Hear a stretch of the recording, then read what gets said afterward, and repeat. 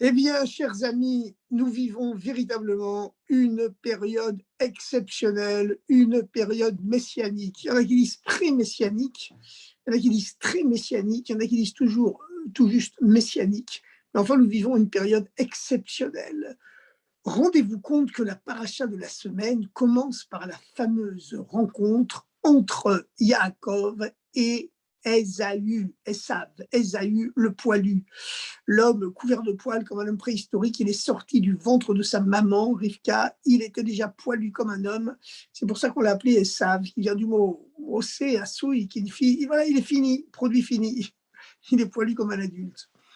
Et ce poilu comme un adulte, eh ben, vous savez, les poilus de Verdun, c'était des grands combattants. Hein, des grands combattants. Ben, lui aussi, c'était un grand combattant, mais malheureusement, son talent de combattant, il ne l'utilisait pas toujours pour le bien. Et il a vraiment viré de bord. Et véritablement, c'était un tueur. Hein, c'était la terreur du Moyen-Orient. La terreur du Moyen-Orient, chef de la mafia en tout genre, c'était Esaü, Esav.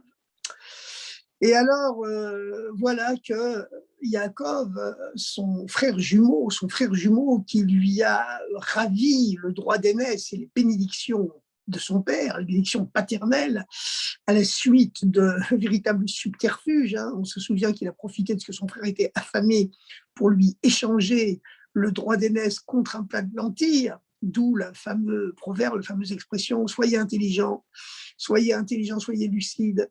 Ne faites pas la bêtise de Esav, de Ésaü, ne changez pas votre droit d'aînesse contre un plat de lentilles. Et puis la deuxième fois, bon, c'est très bien, hein, il profitait de ce que son frère adorait les peaux de bête, il adorait les peaux de bête. Et ben, il s'est revêtu de la peau de bête de son frère, a profité de ce que son père était aveugle et lui a ravi les bénédictions, la bénédiction qui normalement devait revenir à l'aîné. Voilà. Alors, bon, Yaakov, il a été obligé de s'enfuir. Son frère voulait le tuer. Là, c'était trop. Il a décidé de le tuer. Et puis, il s'était mis à attendre avec impatience la mort de son père. Il respectait beaucoup son père, donc il ne voulait pas le tuer tant que son père était vivant pour ne pas lui infliger de contrariété. Par contre, sa mère, c'était moins fort. Hein. D'ailleurs, Rivka, c'était elle la reine et l'organisatrice du complot. Ça avait été Rivka. C'est Rivka qui avait conseillé à Yaakov, qui lui avait suggéré, qui lui avait proposé, qui lui avait finalement ordonné de le faire. Mais Rivka, c'était une femme intelligente. D'ailleurs, si vous regardez l'histoire des relations hommes-femmes dans les couples des patriarches, matriarches, ben, vous voyez que c'est la femme qui a toujours raison. Hein. Regardez, lorsqu'Abraham refusait de chasser Ishmaël et Agar dans le désert, ben, finalement Dieu est intervenu. Il lui a dit, écoute Sarah, elle est plus grande prophétesse que toi. Et là, on voit que Yitzhak, il préfère Esav, Ésaü, il veut bénir Ésaü, Esav. Mais Rivka, elle est plus maligne, elle est plus intelligente. Elle a une vision divine plus forte, une vision prophétique plus forte. Elle sait que si Yitzhak n'a pas réussi à éduquer son fils comme il fallait, à le mettre dans le droit chemin, c'est pas les bénédictions qui vont l'améliorer, au contraire, les bénédictions, elles vont renforcer son ego, elles vont lui donner encore plus de force pour faire encore plus de mal. Mais elle sait que Yaakov, lui, il a le pouvoir. Il a le pouvoir de transformer son frère jumeau Esav. Lui, il en a le pouvoir, il a une force plus grande. Et c'est comme ça, il a fait Koach Ben Mikoach Ab. La force du fils, elle est plus belle que celle du père. Et en hébreu, ça signifie en même temps qu'elle vient du père. Il y a fait Ben, d'où elle vient cette force qui est plus belle, celle du fils, qui est plus belle que celle du père. Mi Koach, elle vient de la force du père. Alors donc, Esav avait décidé de tuer Yaakov, Rivka s'est interposée, elle a conseillé à Yaakov, va te réfugier chez mon frère Lavan. Et puis, il est parti, puis il est resté là-bas 20 ans. Il est resté là-bas 20 ans. Alors, Lavan, il valait pas tellement mieux que Esav. Bon, c'était différent. Esav, c'était un violent. Lavan, c'était un escroc. Alors, donc, lui, non, il ne faisait pas dans la violence, quoique, à la fin, quand il a poursuivi Yaakov, il a fallu que Dieu lui apparaisse en rêve, là, parce qu'il avait l'intention de massacrer tout le monde. C'est ce qu'on dit dans la Haggadah. Mais bon, finalement, comme Dieu lui a apparu en rêve, il lui a dit garde-toi de parler à Yaakov ni en bien ni en mal demain, d'accord. Ça va, tu te fais petit devant Yaakov, tu lui fais pas de remarques. Et donc, le lendemain, ils se sont réconciliés. Mais alors, vous savez que Lavan, ça veut dire blanc en hébreu. C'est pas un hasard s'il s'appelle le blanc, parce que le blanc, c'est la couleur supérieure. Vous savez que quand Dieu descend dans les réceptacles de ses attributs, on lui donne des noms différents chaque fois qu'il se revêt d'un réceptacle différent. Voilà, quand Dieu s'habille dans le réceptacle il s'incarne dans le réceptacle de la bonté, on l'appelle Hachem, ou Kel, lorsqu'il s'habille dans le réceptacle de la rigueur, on l'appelle Elohim, etc., etc. Et il y a 10 réceptacles principaux qui sont chacun d'une couleur différente. C'est toujours le même Or Ein Sof qui est au-delà de toutes les couleurs, qui rentre dans chacune. Mais toutes les couleurs sont faites de plusieurs couleurs mises ensemble, tandis que le blanc, lui, c'est la couleur, la couleur pure. La couleur pure, donc la vanne qui signifie blanc, monsieur blanc, eh bien, cela exprime la source de son âme, qui est la blancheur suprême, la pureté suprême, la pureté du Ein Sof, la lumière divine, avant même qu'elle ne puisse entrer dans des réceptacles où on peut leur donner un nom. Donc, lorsque Lavan poursuit Yaakov et finit par le retrouver, ben, il lui apporte, cette lumière supérieure, cette lumière suprême qui est plus haut que toutes les qualités par lesquelles Dieu peut se définir, plus haute que les noms de Dieu, le blanc indéfinissable qui exprime le niveau de Dieu qui est encore trop pour qu'on lui donne un nom. Et puis, donc, Yaakov reçoit cette lumière-là, et c'est ce qui va lui donner la force ensuite d'affronter Esav, d'affronter Ésaü. Et donc, il arrive à la frontière, il passe la frontière, voilà, et il envoie des messagers. Rachid nous dit qu'il s'agit d'anges. Vaishlach Yaakov malachim lifnei Esav achiv. Yaakov a envoyé des malachim. Alors, malachim, ça veut dire des anges, ou ça veut dire des rois, ou ça veut dire des messagers. Mais ici, dans ce contexte, Rachid précise que ce sont des messagers vraiment. Malachim mamash. Des messagers vraiment, nous dit, des anges vraiment, nous dit notre grand commentateur Rachid. Et le Maggid de Mezerich, le successeur du Baal Shem Tov, qui a pris 2 fois la force du Baal Shem Tov, d'ailleurs, comme le prophète Élisée avait pris 2 fois la force du prophète Élie, eh bien, c'est la raison pour laquelle le prophète Élie avait ressuscité 2 fois un mort, alors que, non, une seule fois un mort, et Elisha, son disciple, qui a pris 2 fois sa force, on a ressuscité 2 fois un mort. Ben, le Baal Shem Tov a eu 60 élèves, le Maggid de Mezerich en a eu le double.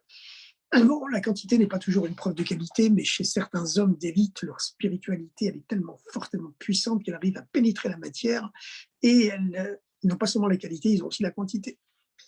Alors, donc, le Maggid de Mezerich commente ce fameux verset, le commentaire de Rachid, qui nous dit « Vaishlach Yaakov malachim lifnei Esav achiv » Yaakov a envoyé des anges au devant de Esav, son frère. Et le Maggid de Mezerich nous explique pourquoi est-ce que Rachid nous dit « malachim mamash » des anges vraiment, des anges sous forme humaine, mais des anges vraiment. Et bien, le Maggid nous dit Malachim Mamash, ça veut dire que le Mamash, le côté matériel des anges, l'enveloppe charnelle des anges, Yaakov l'a envoyé au devant de Esav, mais la dimension intérieure de ces Malachim, de ces anges, leur dimension spirituelle, Yaakov l'a gardée pour lui. Et les anges reviennent et lui disent Banu el achicha, on a été chez ton frère. El Esav, chez Esav. Et lui aussi, il vient à ta rencontre. Mais lui, il vient pas seul. Il vient avec 400 soldats, 400 commandos d'élite armés jusqu'aux dents. Alors là, Jacob, il a très très peur. Il a dit, oh là là, il n'a pas changé. 20 ans après, ma mère m'avait dit que je devais quitter Eretz-Kenaan, la terre d'Israël, jusqu'à ce que son courroux s'apaise. Mais 20 ans après, il a la rancune tenace. Et donc, son courroux n'est pas apaisé. Donc, Jacob a très peur. Et il divise son camp en 2 parties. Et il envoie plein de cadeaux devant de Esav, Donc ça, c'est les cadeaux, la diplomatie. Ensuite, malgré tout, il se prépare à la guerre, il divise son camp en 2 parties pour être prêt au combat. Et puis, il prie. Voilà, c'est 3 une stratégie en 3 actes. En premier, la stratégie pour combattre, et puis la prière, bien sûr, la prière qui, quelque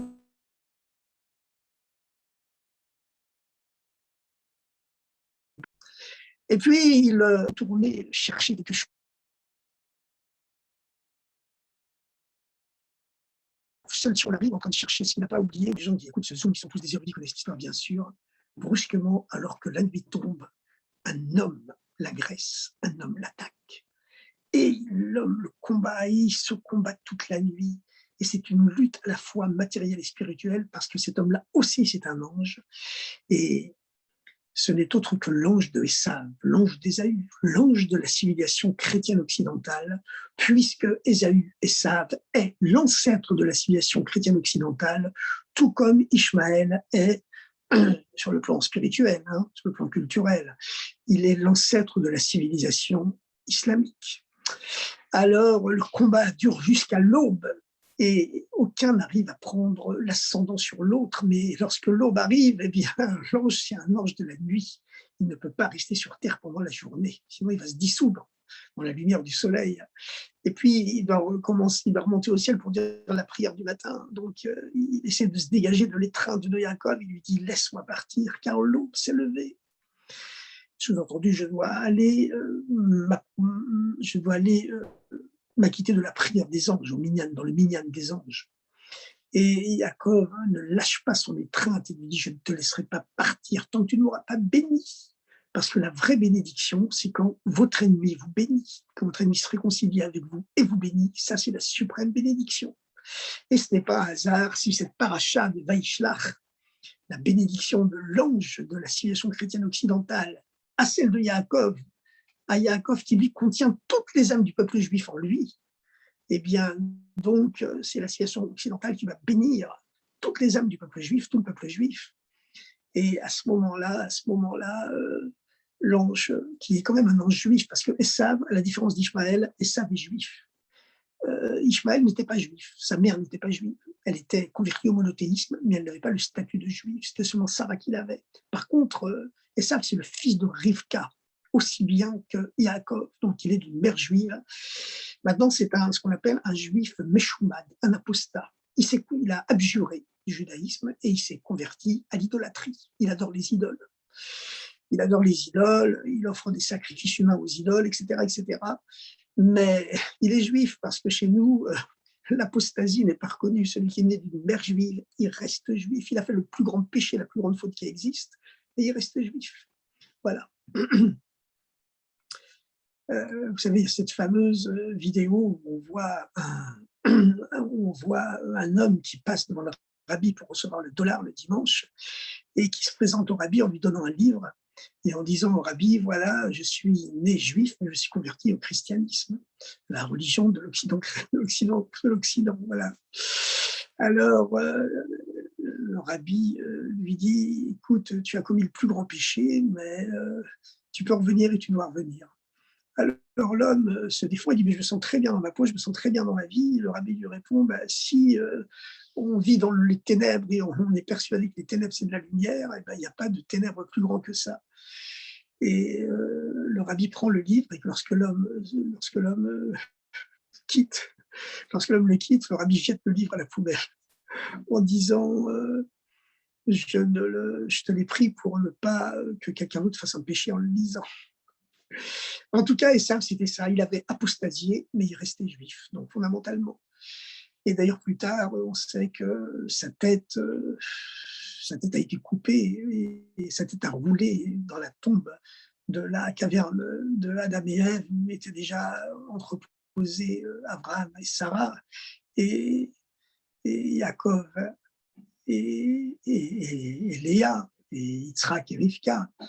Et sa tête, elle est tombée entre les genoux de Yitzhak parce que sa tête était pure. Mais il y avait, ce qu'on dit, il avait des lumières trop fortes. pour que le corps puisse les contenir. Donc ça éclatait. Bon, c'est quelque chose de très mystérieux, hein, cette histoire des fameuses lumières du monde de Tohu qui sont, au moment de la création du monde, étaient trop puissantes pour que les réceptacles du monde de Tikkun puissent les contenir. Et elles ont brisé les vases du monde de Tikkun, ce que dit la Kabbalah sur le fameux verset la terre était tohu bohu, et les ténèbres couvraient la face de l'abîme. Et Dieu dit que la lumière soit. Mais avant que Dieu ne dise que la lumière soit, eh bien, il y a eu cette première tentative de Dieu de créer une lumière tellement forte que les kélim n'ont pas pu les contenir et les kélim ont éclaté. Et les débris des kélim sont tombés, tandis que les lumières de Tohu sont remontées à leur source. Et les débris, tenez-vous bien, hein, c'est un monde tellement élevé, ce monde de Tohu, que les débris des réceptacles du monde de Tohu, elles sont devenues les âmes, les lumières du monde d'en dessous, le monde de Tikkun dans lequel nous vivons. Aujourd'hui, nos âmes, ce sont les débris des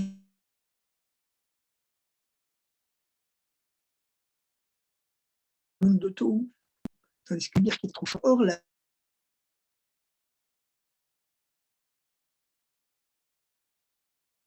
rituel de l'âme de Yaakov, c'est le monde de Tibère, sont faibles. Les structures chargées de les contenir sont très épaisses. Et le monde de Tohu, c'est à l'opposé. C'est un monde où les lumières sont éblouissantes, mais les structures, elles sont trop faibles, elles sont incapables de les contenir et elles éclatent. Mais ensuite, les lumières, donc elles n'ont rien pour les contenir, donc elles remontent à leur source. Mais les débris des vases, comme on dit, les débris des corps du monde de Tohu tombent dans le monde de Tikkun et elles en deviennent les âmes. Alors,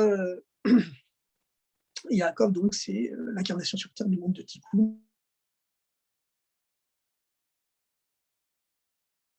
Ça, Ésaü, c'est l'incarnation du monde de Tohu. Les anges de Ésaü, au devant de Esav, les anges sont venus, ils ont dit, Banou el Achicha, on est revenu.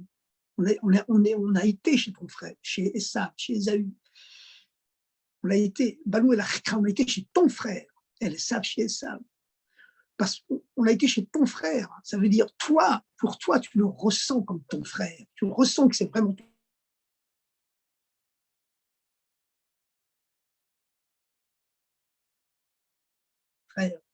Par contre, lui, tu le ressens comme ton frère. Chez Esav, mais lui, il est toujours le même Esav. Et la preuve, c'est que quand il vient avec toi, c'est avec 400 hommes armés jusqu'aux dents, prêts à te tuer. Donc, Yaakov a très, très peur. Et donc, comme je vous l'ai dit, il s'est préparé au combat, il s'est préparé à la prière, il s'est préparé aussi à la diplomatie, aux offrandes. Et puis, il y a cet homme qui combat avec lui, et il combat, il se roule dans la poussière toute la nuit. C'est un combat qui est à la fois matériel, physique et spirituel, mais surtout spirituel, bien sûr. Parce que combattre contre un ange, c'est surtout un combat spirituel, et c'est donc un combat contre soi-même que Yaakov doit mener pendant cette nuit-là. Et au matin, donc, cet ange, puisqu'il est juif, je reviens à cela, parce que l'ange demande à Yaakov, laisse-moi partir quand le jour s'est levé, et Yaakov lui répond, je ne te laisserai pas partir tant que tu ne m'auras pas béni. Et l'ange lui répond, quel est ton nom? Et Yaakov répond, Yaakov. Et l'ange lui répond, dorénavant ton nom, ce ne sera plus Yaakov, ce sera Israël.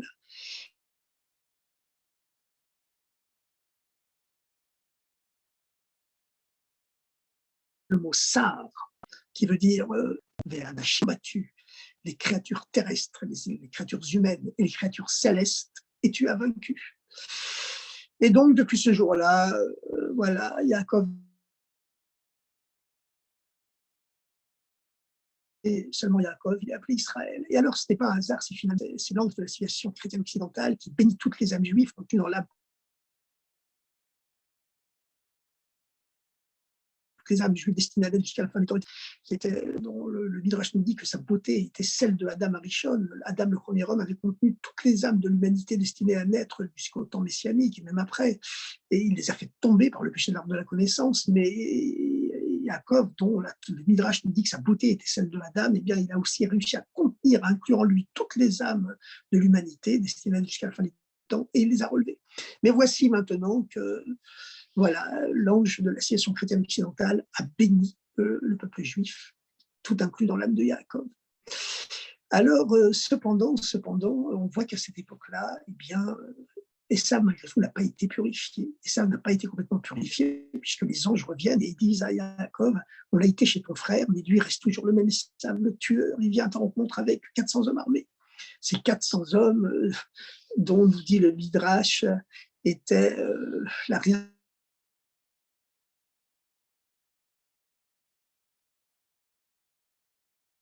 400 shekels, les 400 shekalim, les 400 cycles d'argent pour acquérir de Adam et Chava, pour y enterrer son épouse Sarah.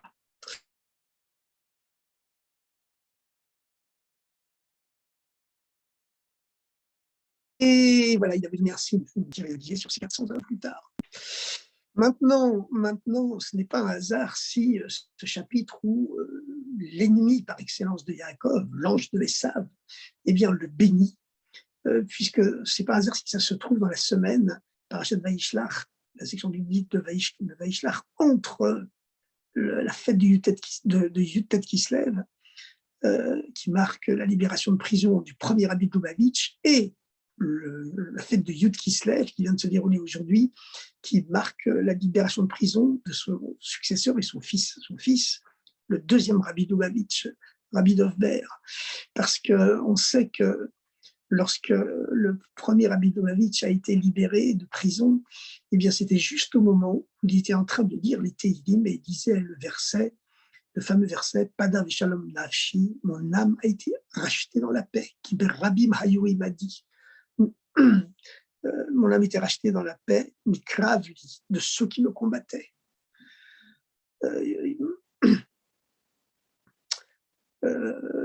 Et donc, ce combat, finalement, a été gagné de façon pacifique.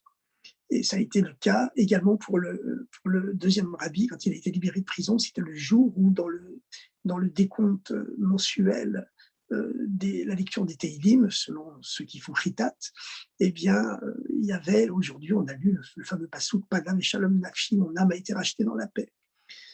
Mikravdi de ceux qui me combattaient. Et j'ai donc réussi à me libérer sans avoir besoin de combattre, de façon complètement pacifique. Eh bien, c'est cela, c'est la suprême bénédiction. C'est comme le rabbi l'a dit un jour à un général israélien qui devait prendre la tête de toutes les forces blindées de Tzahal. Et le chef d'état-major lui avait demandé d'accepter ce poste, évidemment, prestigieux. Il devait réorganiser tous les blindés de Tzahal, mais le chef d'état-major des blindés. Mais lui, il hésitait, il a demandé au rabbi, et le rabbi lui a dit, c'est sûr que tu dois le faire, dans le but de ne jamais avoir besoin de t'en servir. C'est ça la vraie victoire. Avait rajouté le rabbi. C'est pas un militaire avait rajouté le rabbi que je vais apprendre ça.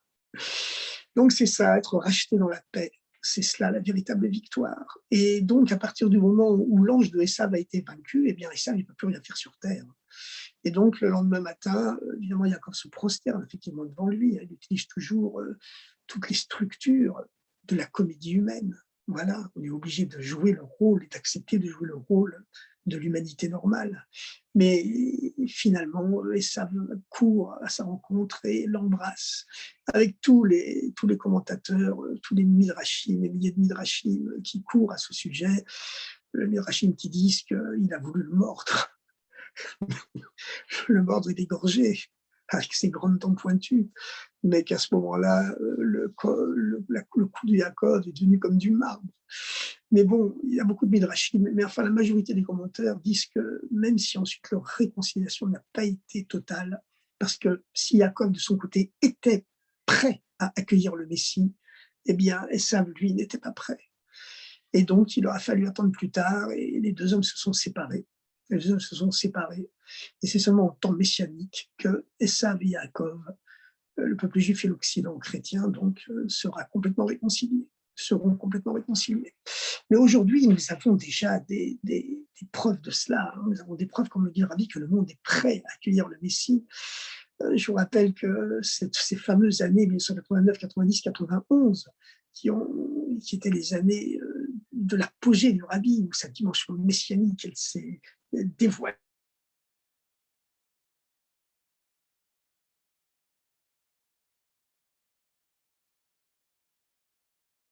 au monde entier, à l'époque qui ordonnait à tout et d'avoir une chambre étanche pour se protéger des scuds aux têtes chimiques de Saddam Hussein, marchement. Eh bien, le rabbi seul, face au monde entier, disait tout le monde doit aller en Israël actuellement, c'est l'endroit le plus sûr du monde. C'était en janvier 91, hein.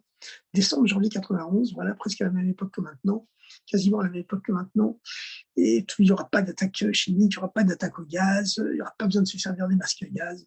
Malheureusement, les seules victimes qu'il y a eu dans cette guerre, c'était des gens qui s'étaient étouffés en mettant mal leur masque à gaz. Malheureusement. Enfin, malheureusement, vraiment. Alors, en tout cas, c'est cette fameuse rencontre entre Yaakov et puis l'âme cosmique du peuple juif, puis l'ange de Esav, l'ange de la civilisation occidentale. Et à cette époque-là, lorsqu'il y avait tous les grands miracles du rabbi, la dissolution de l'URSS,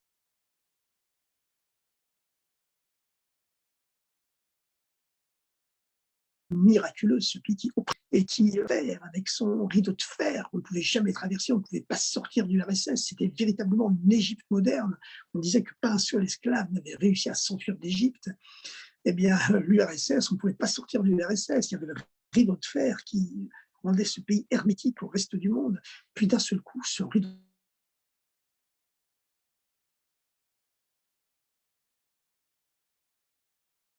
sans faire de victimes, pacifiquement. Première fois dans l'humanité, l'empire du mal, qui est devenu l'empire du mal, comme le surnommait le président américain de l'époque, le président Ronald Reagan, Empire of Evil. Eh bien, il a renoncé à sa dictature, renoncé à sa volonté de conquérir les autres pays par la force. Il a renoncé à son idéologie et d'un seul coup, il a demandé pardon et il a implosé pacifiquement. Pour la première fois dans l'histoire de l'humanité, on a fait un phénomène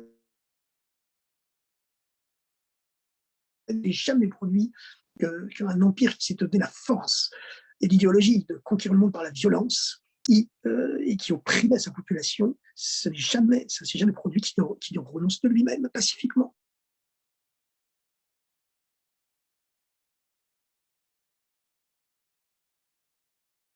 Diffusion de sang pour abolir.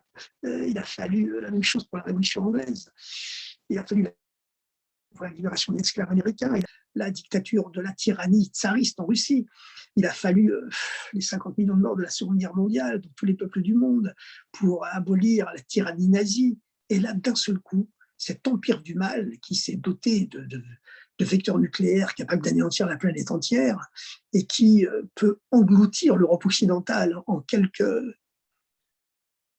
qui peut engloutir l'Europe occidentale simplement par sa force conventionnelle, non nucléaire conventionnelle, en quelques jours, il renonce pacifiquement, permet à tous les peuples qui vivaient sous sa férule de fer depuis 70 ans quasiment, et oui, depuis 70 ans, il leur permet de prendre chacun sa liberté. Toutes les religions peuvent être pratiquées librement au grand jour, tout le monde peut exprimer ses opinions librement, tous ceux qui veulent quitter l'URSS et partir et déjà un million de juifs rentrés en Israël. Tout le monde peut le faire. Voilà, la bulle a mystérieusement implosé. Mais en vérité, comme l'a dit le rabbi à l'époque, pourquoi elle a implosé cette bulle? Elle a implosé parce que c'est l'esprit de Mashiach qui est rentré dans la tête des dirigeants mondiaux, notamment des dirigeants soviétiques, et qui les a conduits à, à, à cet élan libératoire et qui a culminé avec cette grande conférence du désarmement à la même époque, en 90-91, dans laquelle États-Unis, ancienne URSS et une cinquantaine de pays au monde s'étaient réunis pour diminuer leur armement stratégique, conventionnel et nucléaire et consacrer l'argent au bien-être des populations. Alors, Amélie avait dit à cette époque, c'est véritablement une seule explication à ce miracle de l'histoire, qu'on n'a jamais vu dans toute l'histoire de l'humanité une chose pareille. Eh bien, c'est que le Mashiach est entré dans la tête des dirigeants mondiaux. Et c'est le début, avait dit le rabbi, de l'ère annoncée par le prophète Isaïe, prophète, annonciateur du Messie, où les hommes feront fondre le fer de leur lance pour en faire des socles de charbon. Alors, on a vu à la même époque exactement voilà, c'est l'ange de Esav, hein, l'ange de la civilisation chrétienne occidentale. On a vu le pape lui-même rentrer à la même époque, hein, c'est exactement à la même époque, dans la synagogue de Rome pour demander pardon, pardon pour tout ce que le christianisme a fait de mal au peuple juif pendant près de 2000 ans. Tout, voilà. Alors vous allez dire, c'est peu demander pardon pour tout le mal qu'ils nous ont fait, mais c'était quand même impressionnant quand on est capable d'analyser les événements de l'humanité, les événements quotidiens, les événements politiques du monde, politique culturelle du monde, à la lumière de la Torah et surtout à la lumière de la Torah du Rabbi, eh bien, voilà, il y a environ 4000 ans, Yaakov et Esav ont tenté de se rencontrer.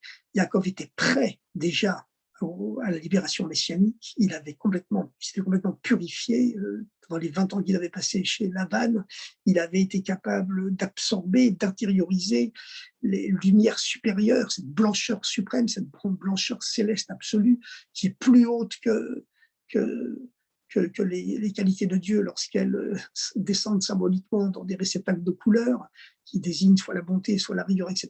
Le niveau de Dieu absolu, au-delà de toute définition. Il avait réussi à intégrer cette dimension de Lavan, de blancheur suprême, du Ensof, de l'infini. Et puis, grâce à ça, il était capable maintenant de purifier Esav, mais lui, Esav, de son côté, n'était pas prêt. Et là, on voit 4000 ans ont passé et le pape, il vient demander pardon. Et on se rend compte que d'un seul coup, dans tous les pays du monde dorénavant, dans tous les pays occidentaux, pour la première fois dans l'histoire de l'humanité, depuis plusieurs milliers d'années, eh bien, d'un seul coup, les Juifs peuvent pratiquer leur religion librement et influencer les non-juifs pour la pratique des 7 lois de Noé, comme on le fait dans les rues de Paris aujourd'hui.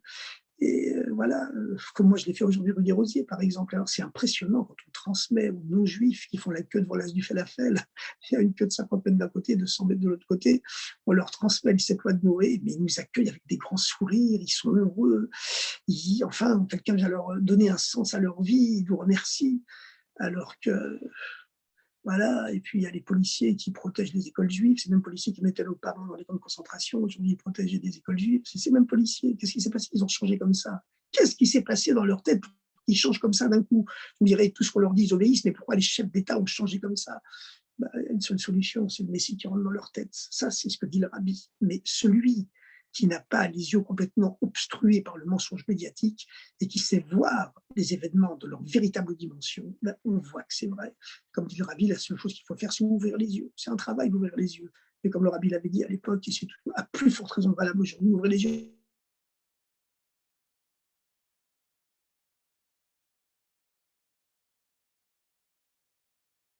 Alors le titre de ce « Ils ont tous des escrocs », Yaakov a demandé à l'ange de le bénir et l'ange de Esav lui répond « Quel est ton nom ?» Puisque c'est un ange juif, il répond par une question. Et Yaakov, qui est candide, hein, qui c'est un ishtan, il est simple, eh bien il répond Yaakov, et l'ange lui répond ton nom dorénavant, ce ne sera plus Yaakov, qui Israël Yeshvecha, ce sera Israël, seulement ton nom, qui s'arrête à une nation Batuchal, car tu as combattu les oncles et les hommes et tu as gagné. Et alors, qu'est-ce que ça veut dire Elohim? Elohim, vous savez, c'est la valeur numérique du mot Hateva, la nature. Donc Elohim, ça désigne la dimension divine qui se cache dans la nature. Lorsque l'ange dit à Yaakov, tu as vaincu Elohim, ça veut dire que tu as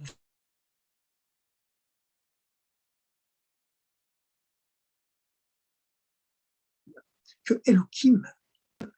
Une chose, c'est que Yaakov et Israël, ce sont deux niveaux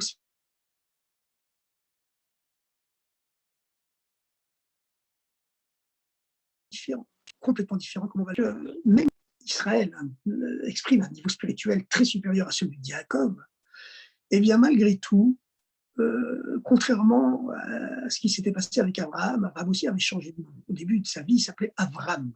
Avram, le Père supérieur, ça veut dire une dimension spirituelle tellement haute qu'elle avait du mal à s'incarner sur Terre. Ah, mon Père, Ram, supérieur, surélevé. Et donc,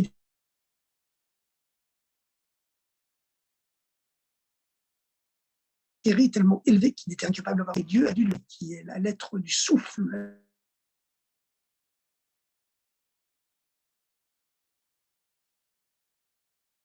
son nom, là, il est devenu capable, son nom a changé de Abraham. Et Dieu a également rajouté la lettre du souffle de vie, qui permet d'engendrer physiquement, de donner la vie à Sarah, qui s'appelait auparavant Sarai. Et dorénavant, Dieu lui a enlevé le Yud et lui a donné le He, la lettre du souffle de vie à la place. Donc avec ces deux He, ils étaient capables d'engendrer un enfant physique. Ça a été Yitzhak. Mais à partir du moment où le nom d'Abraham a été changé, et il s'est devenu Abraham, c'est interdit de l'appeler par son ancien nom. Voilà, il ne faut plus interférer sur son ancien mazal. Et la Torah ne l'appellera plus jamais par son ancien nom de Avram, mais l'appellera toujours par son nouveau nom de Abraham. Par contre, Yaakov, même si l'ange l'a maintenant qualifié du nouveau nom de Israël, qui est un niveau très supérieur à celui de Yaakov, eh bien, la Torah continuera à le rappeler de temps en temps par le nom de Yaakov et de temps en temps par le nom d'Israël jusqu'au dernier jour. Alors, qu'est-ce que ça nous apprend cela? Ça nous apprend que Yaakov et Israël, c'est deux niveaux spirituels complètement différents. Mais il faut avoir les deux. Il faut avoir les deux en soi. La preuve, c'est que la Torah continue à donner ces deux noms à Yaakov, même quand il est passé au niveau supérieur, exprimé par le nom d'Israël, il garde en lui quand même le niveau de Yaakov, et de temps en temps, il exprime ce niveau de Yaakov, vit comme un Yaakov et pas comme un Israël, et alternativement comme ça jusqu'au dernier jour de sa vie. Qu'est-ce que ça signifie? Quel est le message que la Torah veut nous dire en continuant à l'appeler, à la différence d'Abraham, alternativement par son nom de Yaakov et d'Israël? C'est-à-dire que chaque juif doit garder en lui les deux dimensions de Yaakov et d'Israël, même quand il est au niveau supérieur d'Israël, il doit garder quand même en lui le niveau de Yaakov et agir avec de temps en temps. Quelle est la différence entre Yaakov et Israël?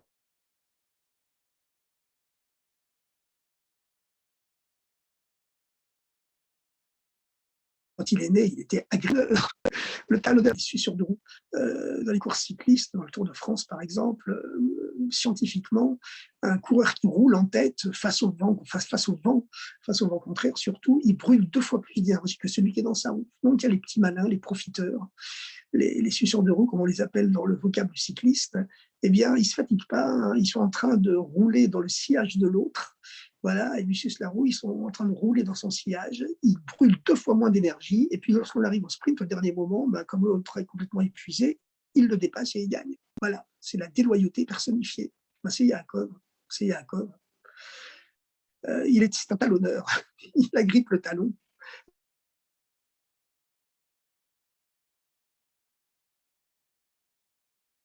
Pouvoir lui arracher la tête à la fin, du fait que son frère était affamé, qu'il n'avait plus la force de réfléchir, et qu'il a échangé son droit d'aînesse contre un plat de lentilles, l'affaire du siècle, l'affaire, plus que l'affaire du siècle, l'affaire de tous les millénaires, vous vous rendez compte, échanger son droit d'aînesse contre un plat de lentilles.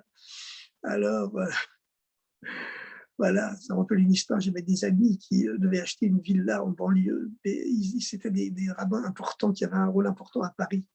Ils ont demandé la permission au rabbi de quitter leur petit appartement parisien pour acheter leur grande maison en banlieue avec un jardin magnifique et tout. Et le rabbi ne leur répondait pas, ne leur répondait pas, ne leur répondait pas.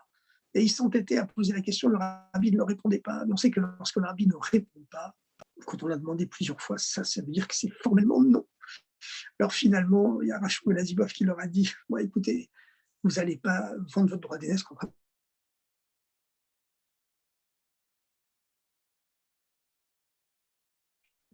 Donc ils ont renoncé à un appartement parisien, vers une vie beaucoup plus heureuse, évidemment, que s'ils avaient été exilés dans une banlieue parisienne lointaine. Alors, beaucoup plus épanoui, beaucoup plus accompli, c'est évident.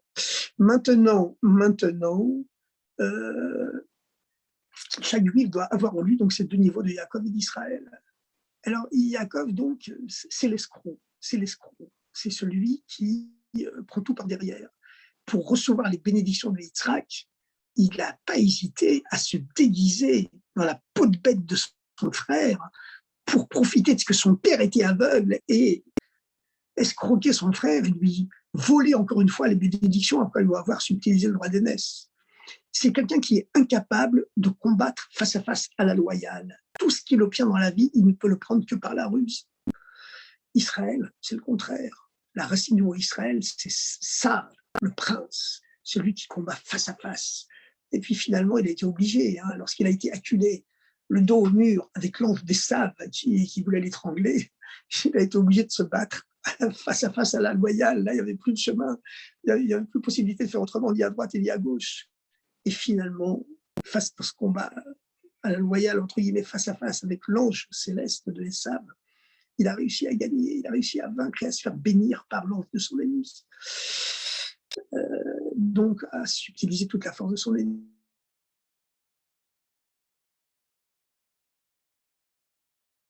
C'est ce niveau-là, c'est celui qui qu'on va continuer à appeler par son ancien nom de Yaakov, même s'il a atteint le niveau d'Israël. Eh bien, ça signifie qu'il va avoir ces deux niveaux-là en lui. C'est-à-dire que le juif doit garder en lui cette faculté d'être un escroc quand il faut l'être. Qu'est-ce que ça veut dire être un escroc? Posons la définition du mot escroc dans le dictionnaire Larousse. Un escroc, c'est quelqu'un qui vous fait croire qu'il est à votre service. Il est suffisamment obséquieux pour ça, suffisamment persuasif. Il est à votre service, monsieur. Puis quand on arrive au point central de l'histoire, d'un seul coup se dévoile la vérité. Non seulement il n'avait jamais été à votre service, mais c'est vous qui, sans le savoir, avez toujours été à son service à lui. Et voilà, la vérité, elle est dure à vivre, mais c'est celle-là. Eh bien, c'est la démarche qu'un juif doit avoir face au monde matériel dans lequel on vit, qui est le monde des antivaleurs. Un juif doit savoir être un escroc. Qu'est-ce que ça veut dire être un escroc? Un escroc au sens spirituel du terme, bien sûr. Il est évident qu'un juif doit toujours faire preuve d'une honnêteté absolue face aux juifs comme avec les non-juifs. Parce qu'il y a le problème en plus du Kiddush Hashem, de la sanctification du nom de Dieu. Hein. Voler les non-juifs, c'est quelque part pire que voler les juifs. Sur le plan halakhique, c'est exactement la même chose. Mais sur le plan spirituel, c'est pareil, évidemment, mais il y a une dimension un peu plus grave, c'est qu'il y a le chilul Hashem, la profanation du nom de Dieu aux yeux du monde. Or, nous, les Juifs, on a été créés pour être hors la goïm netakticha, lumière des goïm, des nations, des peuples, je t'ai fait. Alors, si on se met aux Juifs, Madoff et compagnie, malheureusement, eh bien, contraire de notre mission pour laquelle Dieu nous a créés, c'est évident.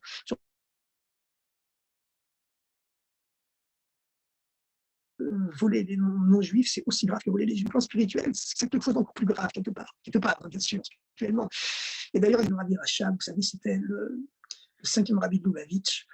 Alors, un jour, il y avait un de ces chassidim qui était associé avec un non-juif en Russie. Et puis, un jour, son associé lui avait rendu une somme dérisoire en plus qu'il y avait sur le contrat sans s'en rendre compte. Et ce chassid avait marché dans la neige pendant des heures et des heures pour aller lui rendre cette somme dérisoire. Et lorsque le Rabbi Rachab a appris cela, il a dit « Un tel kiddush Hashem, une telle sanctification du nom de Dieu, il mérite que ses enfants soient des multimillionnaires. » Eh bien, à la génération suivante, quelques dizaines d'années plus tard, à l'époque de la nouvelle économie politique, tout au début de l'URSS, où il y avait un secteur privé qui avait réapparu pendant une petite dizaine d'années et qui autorisait les prêts bancaires, eh bien, le rabbi précédent était rentré dans une banque pour faire un prêt, pour subvenir à tous les besoins de ces centaines et ces centaines de centres d'études juives qu'il avait dans l'immense territoire soviétique de l'époque. Eh bien, le propriétaire de la banque n'était autre que le fils de ce juif qui avait été marché pendant des heures et des heures dans la neige pour rendre une somme insignifiante à son associé non juif. Je ne sais plus l'exercice si c'était son associé ou son client, mais en tout cas, c'est le même principe. Et le Rabbi Rachab l'avait béni en disant un tel kiddush Hashem, une telle sanctification du nom de Dieu. Voilà. Alors, quand on dit qu'un juif doit être un escroc, c'est évidemment au sens spirituel du terme. Ça veut dire être un escroc au sens spirituel du terme. Eh bien, ça veut dire que donc l'escroc, c'est quelqu'un qui, au dernier moment, se dévoile que son intention était opposée à celle que vous aviez toujours cru. Eh bien, c'est la démarche d'un juif envers tous les actes matériels de ce monde matériel. Extérieurement, un juif, il vit comme un non-juif, il vit comme tout le monde, comme tout être humain normal. Il se marie, il a des enfants, il travaille, il va en vacances, il mange, il boit, il dort, il se promène, il marche, il vit comme tout le monde. Mais lorsqu'on arrive au point central de l'affaire, alors brusquement se dévoile en lui une kavana, il a une kavana, une intentionnalité, elle est une intention, en termes plus simple, qui d'un seul coup transforme tout. Lorsqu'il mange, il ne mange pas par gourmandise, il mange pour prendre des forces, pour servir Dieu. Et s'il mange le Shabbat, des choses, des mets délicieux, c'est pas non plus pour sa gourmandise, c'est pour le kavod du Shabbat, où Dieu nous ordonne de faire descendre le plaisir dans le corps humain, eh bien, un jour sur 7, une fois dans la semaine. Et puis, lorsqu'il va en vacances, eh bien, c'est pas pour son plaisir bêta comme ça, aller bronzer sous le soleil en se retournant face, face au soleil, et donc au dos au soleil pendant des heures et des heures. Non, c'est pas ça, c'est pour prendre des forces, pour pouvoir mieux se concentrer plus tard, mieux étudier la Torah plus tard, s'élever l'esprit, pour être capable de reprendre contact avec Dieu à un autre niveau plus haut, par le ressourcement à la nature. La même chose quand il gagne de l'argent, c'est pourquoi il gagne de l'argent. Il gagne de l'argent pas parce qu'il a le culte de l'argent et le culte du vaudor, que son but dans la vie, c'est de gagner de l'argent. L'argent pour lui, c'est seulement un moyen pour nourrir sa famille, pour pouvoir se payer les meilleures écoles juives à ses enfants, pour pouvoir aider les pauvres, pour pouvoir avoir une maison qui soit large d'esprit, effectivement, qui soit avec des beaux meubles, une belle maison, comme c'est écrit qu'une belle maison, des beaux meubles et une belle femme, ça élargit l'esprit de l'homme, ça lui permet de mieux comprendre la Torah et donc de mieux pouvoir la transmettre autour de lui. Eh bien voilà, les amis, dans chaque chose, il y a une intentionnalité cachée, une kavana, une intention intérieure qui transforme tout au dernier moment, si en ce sens qu'un juif doit avoir en lui le niveau de Yaakov, le niveau de l'escroc. Maintenant, le Shabbat, évidemment, tous les juifs montent au niveau d'Israël, parce que lorsqu'on rentre dans une maison juive en repas de Shabbat, on voit les merveilleuses nappes blanches sur la table, on voit les mets délicieux qui sont servis sur cette nappe blanche, on voit les chandeliers d'argent qui...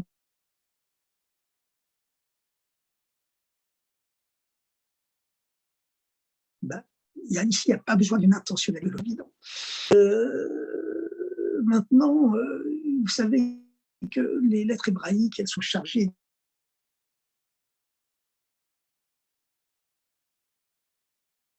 Alors, qu'est-ce que c'est le nom de Yaakov? Quelle dimension c'est? Ben, Yaakov, c'est deux parties.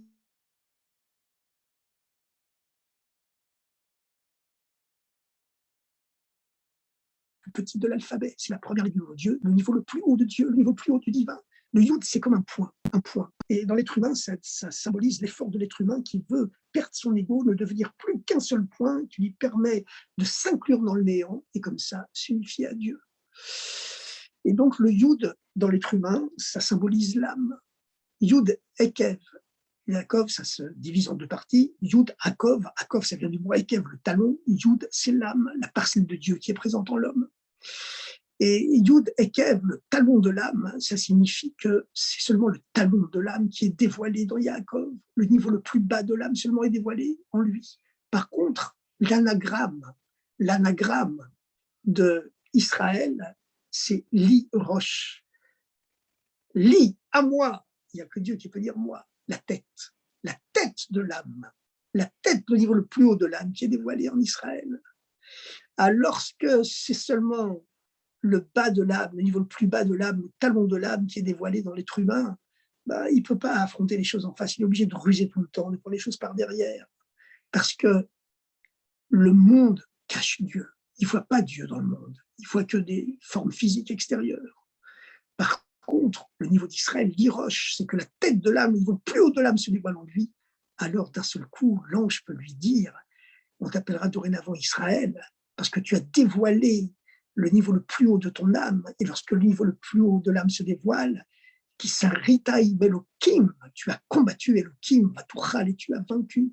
Elohim, en valeur numérique Hateva, la nature, ça désigne le voile que la nature fait sur Dieu, que la nature fait sur Dieu. Voilà, comme disait Spinoza, Dieu c'est le monde et le monde c'est Dieu. Mais nous, on l'a toujours su bien avant Spinoza, évidemment.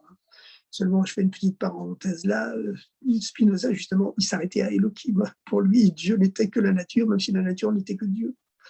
Tandis que nous, on sait très bien que Dieu, même si la nature n'est que Dieu, elle est seulement Elohim, mais il y a aussi une dimension qui s'appelle Yud Kevavke, qui est le Dieu transcendant, qui est au-delà du monde. Et il y a l'essence de Dieu, qui est à la fois au-delà de la transcendance et de l'immanence, qui permet d'unifier les deux. Ça, c'est les trois premiers mots du commandement. Anochi, le niveau de l'essence de Dieu, qui est trop haute pour porter un nom, et ensuite qui descend dans Hachem, Anochi Hachem, la transcendance, le divin qui est au-delà du temps et de l'espace, le Kecha, ton Dieu à toi, le Dieu immanent, présent à l'intérieur du monde. Et donc l'essence de Dieu, Anochi, qui est capable d'unifier le Hachem, la transcendance, et le Kecha, l'immanence. Maintenant, voilà. Alors, maintenant, donc, le niveau d'Israël, où c'est l'essence de l'âme qui se dévoile, et donc le voile de Elohim disparaît, on se rend compte qu'en vérité, la nature, c'est Dieu, effectivement, la nature est divine, chaque feuille d'arbre est de vie que par l'étincelle de Dieu qu'elle contient, comme tous les atomes de l'univers. Eh bien, à ce moment-là, tous les voiles sautent quand le niveau d'Israël se dévoile, le niveau le plus haut de l'âme s'est dévoilé. C'est ce qui s'est passé. Le combat avec l'ange, c'était un combat contre lui-même essentiellement, contre l'ange de Esav qui était à l'intérieur de lui et qui l'emprisonnait et qui empêchait le niveau plus haut de son âme de se dévoiler, bien que c'était aussi, dit la Torah, bien sûr, aucun verset ne sort de son sens littéral, un combat physique contre l'ange de Esav. Alors, maintenant, le niveau d'Israël, évidemment, c'est le niveau des tzadikim. Le niveau des tzadikim, ce sont ces hommes qui sont des êtres divins, que Dieu a dotés au départ d'une âme spéciale, d'une âme universelle.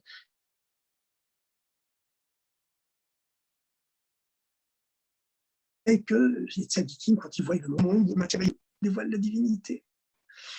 Et par contre, nous, les juifs normaux, nous sommes au niveau de Yaakov. Voilà, c'est-à-dire que comme il n'y a pas le niveau le plus haut de notre âme qui est dévoilé, eh bien, le monde continue de cacher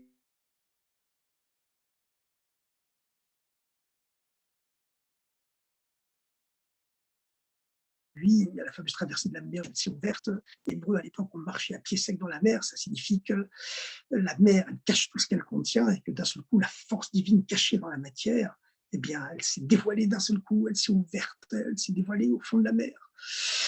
Alors, c'est toujours ce principe, et c'est cela le principe du passage du niveau de Jacob au niveau d'Israël. Bon, nous, ce niveau de Israël, on a le Shabbat, on peut l'avoir le Shabbat, puis le reste du temps, on est Jacob, mais en vérité, et c'est la raison pour laquelle, lorsqu'on descend au niveau de Jacob, au Shabbat, il y a beaucoup de communautés qui ont la coutume de chanter le fameux pismon, le fameux chant Altira de Yaakov. N'aie pas peur, mon serviteur Yaakov, de quitter le niveau d'Israël.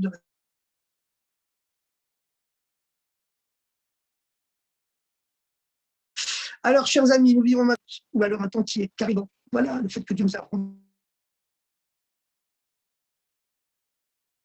dans son dernier commentaire qu'il a prononcé dans son titre, notre époque, c'est que le retour des exilés du peuple juif a commencé déjà depuis un certain temps en Eretz Israël.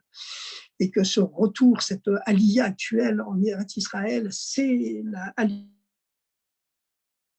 messianique annoncée par tous nos prophètes. Et voilà, on voit comment l'histoire juive, elle a été vérifiée expérimentalement. Vous voyez, dans la fameuse paracha Bechukotai, où Moïse, il annonce le contrat d'alliance entre Dieu et le peuple juif, et il annonce que si le peuple juif profane ce contrat d'alliance, désobéit à ce contrat d'alliance, eh bien la terre qui est une terre sainte le chassera parce qu'elle ne supporte pas qu'on la profane. Et c'est un corps vivant, la terre d'Israël, elle ne supporte pas qu'on la profane. Et donc la terre prendra, c'est les fameuses prophéties de Moïse, la terre reprendra de force les années shabbatiques qu'on ne lui avait pas données. Aujourd'hui, ce qu'on voit d'extraordinaire, c'est qu'aujourd'hui, de plus en plus de kibbutzim en Israël, de plus en plus de moshavim, eh bien, de centres agricoles, eh bien, ils respectent la Shemitah, l'année shabbatique. C'est quelque chose de prodigieux, de merveilleux, de se promener dans toutes ces orangeries et toutes ces plantations de mandariniers, de pamplemousses, et de voir tous les fruits qui tombent par terre. Et c'est l'année de la Shemitah, l'année shabbatique.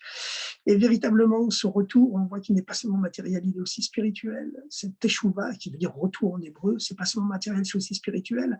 Et dans les prophéties de Moshe Rabbeinu, il est écrit que la terre, ensuite, elle restera dévastée pendant des siècles et des siècles. C'est ce qui s'est produit jusqu'à ce que les Juifs y reviennent et qu'à ce moment-là, elle se repeuplera, elle refleurira. Et on voit que c'est ce qui s'est passé. La terre d'Israël, elle a toujours été Eretz Rafet, une terre de convoitise pour toutes les civilisations du monde.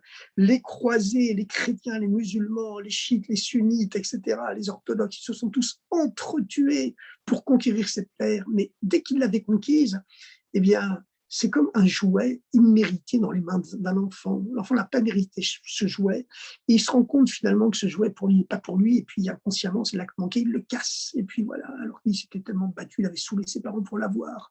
Eh bien voilà, chaque fois que les peuples, que ce soit les Perses, que ce soit les Romains, que ce soit les Byzantins, que ce soit les croisés, que ce soit les sunnites ou les chiites, etc., ils ont conquis la terre d'Israël, elle leur a éclaté dans les mains, et lorsque les Juifs sont revenus pour la mettre en valeur, eh bien, elle était restée dévastée depuis des siècles et des siècles. Et puis, voilà, il a suffi que, en quelques années, s'est réalisé le miracle que les siècles et les siècles, même les millénaires, n'avaient pas réussi à faire, la refloraison de la terre d'Israël. Bon, évidemment, tout ça, c'est miraculeux, c'est le dessein de Dieu qui s'accomplit. Mais en tout cas, ce qu'il faut savoir, c'est que nous avons tous la force aujourd'hui de dévoiler le niveau d'Israël à l'intérieur du niveau de Yaakov, et nous avons la force de marcher fièrement dans les rues, pas seulement, bien sûr, en premier en Eretz Israël, hein, mais dans le monde entier. Et plus un juif manifeste fièrement sa kippa ou son chapeau selon ses traditions, en tout cas manifeste même physiquement, corporellement, et sur le plan vestimentaire aussi, il manifeste fièrement son identité juive dans les rues. On voit un enfant juif de loin qui marche avec sa kippa colorée et ses tzitzit dehors. Ben, comme dit le rabbi, ça change plus l'atmosphère de la ville que tous les commentaires des grands rabbins. La fierté juive, c'est ce qu'il y a de plus important dans la Torah. Et c'est la raison pour laquelle le premier commandement du Shulchan Aruch, c'est l'homme ne doit jamais craindre les moqueurs et il doit toujours arborer sa fierté juive dignement. Et surtout qu'actuellement, on se dirige vers Hanouka, la fête des Lumières. Et c'est déjà maintenant un grand temps de lumière, puisqu'on voit ces dimensions messianiques dans les rues de Paris, comme dans toutes les rues du monde. Hein. Le Esav a été raffiné, il est purifié, il est prêt à ressentir le Mashiach. Et tous ceux qui effectuent cette mission s'en rendent compte. Il faut vraiment avoir les yeux fermés.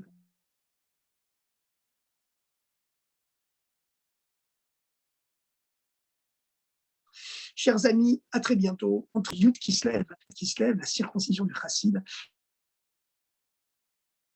des jours de lumière qui nous préparent à Hanouka, qui nous préparent à la fête des Lumières, et que toute la vie soit une grande lumière, les orotes de Tohu, les lumières